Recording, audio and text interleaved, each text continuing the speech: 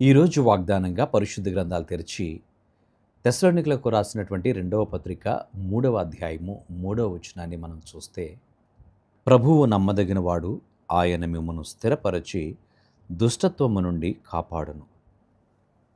దేవుని నామానికి స్తోత్రం కలుగును గాక. ప్రభువు నమ్మదగినటువంటి వాడు గనుక ఆయన మిమ్మును దుష్టత్వము నుండి కాపాడేటువంటి వాడు అనేటువంటి విషయాన్ని భక్తుడు తెలియజేస్తాడు. అంత మాత్రమే కాదు, ఆయన స్థిరపరిచేవాడు.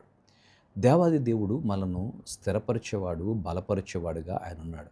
పౌలు మహాశయుడు తెస్సలోనిక సంఘానికి వ్రాస్తూ, ప్రభువు నమ్మదగినటువంటి వాడు కనుక ఆయన మిమ్మల్ని స్థిరపరుస్తాడు. మీ జీవితాలు ఎలాగే ఉండవు, మీ జీవితాలు ఎక్కడ వేసిన గొంగళి అక్కడే అన్నట్లుగా ఉండవు. ఆయన మిమ్మల్ని స్థిరపరిచి బలపరిచి నడిపించేటువంటి వాడు అనేటువంటి సత్యాన్ని దేవుని సేవకుడు సంఘానికి తెలియజేస్తూ ఉన్నాడు.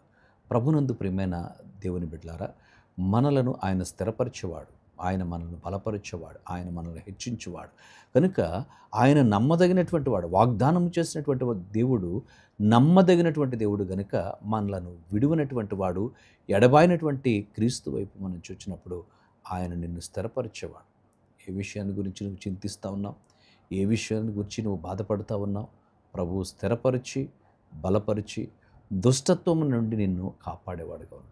ఆయన స్థిరపరచడమే కాదు, దుష్టుని యొక్క ప్రతి తంత్రము నుంచి మనలను విడిపించే దేవుడిగా ఉన్నాడు. అపవాది క్రియల నుంచి, అపవాది తంత్రముల నుంచి, అపవాది పన్నాగముల నుంచి మనలను ఆయన ప్రొటెక్ట్ చేసేవాడుగా ఉన్నాడు. స్థిరపరిచి బలపరిచి నడిపించి ఆయన మనలను ఏం చేసేవాడుగా ఉన్నాడు. ఆయన దుష్టత్వం నుండి కాపాడేవాడు. దేవుడు కాపాడే దేవుడు. నిన్ను ఇశ్రాయేలును కాపాడువాడు కునుకడు నిద్రపోడని దేవుని లేఖనం సెలవిస్తాడు.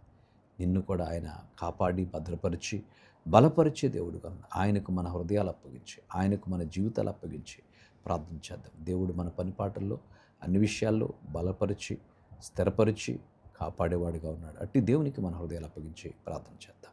పరిశుద్ధుడా, నీవు మమ్మల్ని స్థిరపరిచి బలపరిచి కాపాడు దేవుడిగా ఉన్నందుకు నీకు స్తోత్రాలు. నమ్మదగిన దేవునిగా నీ నమ్మకత్వాన్ని మా ఎడల కనుపరుస్తున్నందుకు నీకే కృతజ్ఞతాస్తుతులు చెల్లిస్తూ యేసయ్య నామమున అడిగి వేడుచున్నాము తండ్రి. ఆమేన్.